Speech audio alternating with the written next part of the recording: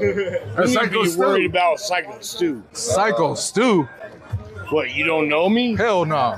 Yeah. Hey, hey, I think that's a little. Oh, you don't sell it? Easy. He's not a fucking worker, bro. Calm down. Yeah, what the fuck was that? You're good. What the fuck was that? You don't sell it? Dude, he's not a fucking worker, bro. A few moments later. Yeah. Let's do it. Yeah, let's do that. Hell yeah. I'm gonna have him run in on your shit in your match to fucking seal that. Yeah. Hey, yeah. I'm sorry, bro. I apologize. I appreciate it. I didn't know. I thought you were a worker. I get it. A few moments later. You!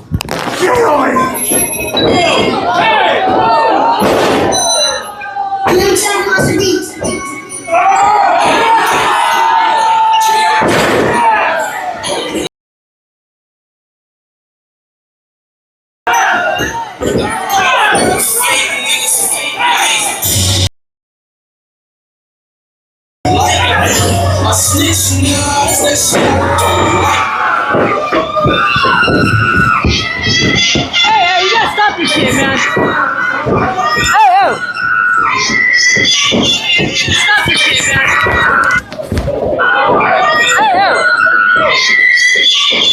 Stop this shit, man.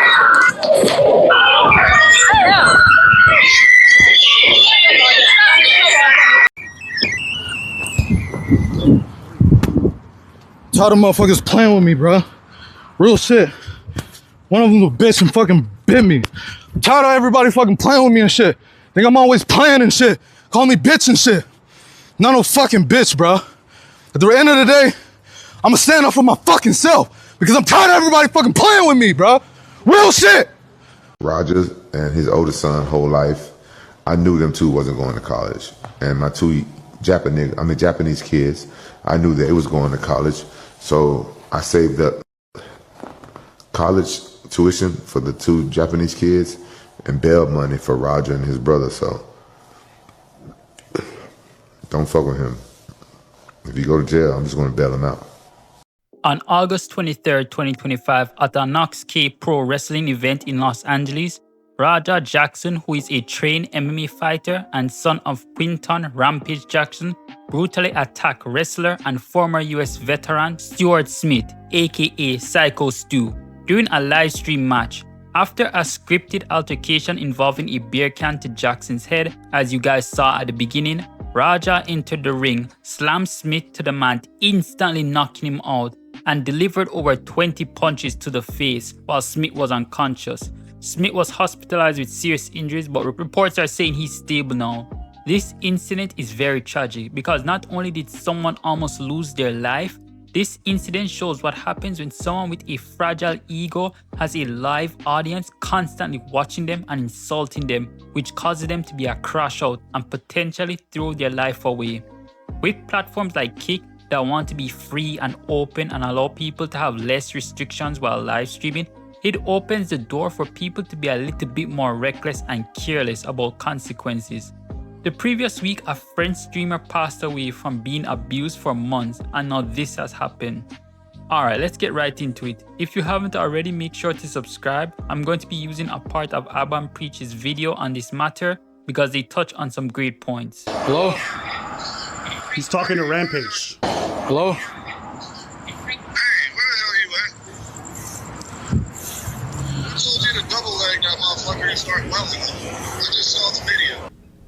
So he just saw the video. He said, I told you to double leg that motherfucker and start wailing on him.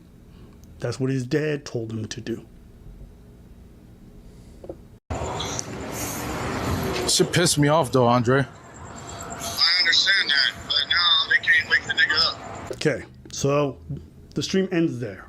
That's the events of that day. And full mount, if you're not aware, is probably the most dangerous position to be in.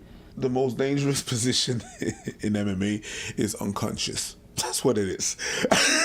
If you're full mount and you're guarding yourself, that's one thing. Yeah, and you can't even say it's justified. There was so much time between the beer incident and that. He had time to premeditate. He was asking other people how he should do it. He said he was not gonna follow the script, so he knew what the fuck he was doing. None of this is an accident. He definitely had a lot of time to calm down since the bear incident that was shown at the start. But what happened is that he kept live streaming and was looking at his chat full of 12-year-old kids mocking him, and he took that personal. It's always been my dream to fuck up a pro wrestler for real. So I get it today.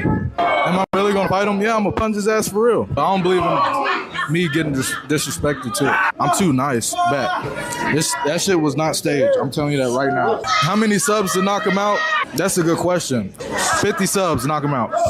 If he hits me back for real, I don't give a fuck. I want him to.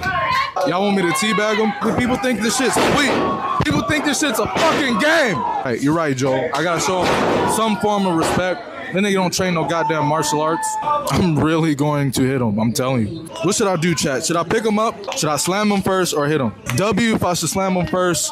I'm not fucking around. You don't think I can do it, Miggy? Bet. My dad can't never call me a bitch. Fuck this dude. Oh, you think he's stronger than me? All right, Suave, watch. Shut the fuck up. Shut the fuck up, Suave. I bet you wouldn't be talking like this if you was in front of me, nigga. Chat, watch what I do to him. Tony, I'm gonna show you. I'm gonna show you, Tony. He kept talking about being disrespected, being called a bitch, and people thinking he's weak. The only people thinking that he's weak is his so-called fans in his live stream. All the guy did was hit him with a beer can to the head because he thought he was a worker, an actor trying to show out. Rampage is going to bring it up, but I never thought about how some people live streaming, especially the IRL live streams, could be emotionally unstable or have some trauma, and then with their chat poking at their insecurities, that live streamer could crash out. None of this is like, and I saw Rampage come out afterwards, oh, you know, they shouldn't have had him in there. I don't condone what he did, but this was just bad work. Now, it's true that they fucked up from an organizational standpoint, but your son went in there with bad intentions. That was not an accident. You can't apologize, shake hands with someone, and then seek revenge. You can't be like, hey, we cool, and then it's not cool. To me, that's a sucker punch. That's the same thing as. Because you're basically lowering the guard of the other person. You're like, yeah, nah, we cool. It's good. Don't worry about it. We're good. And then you wail on them when you least... No.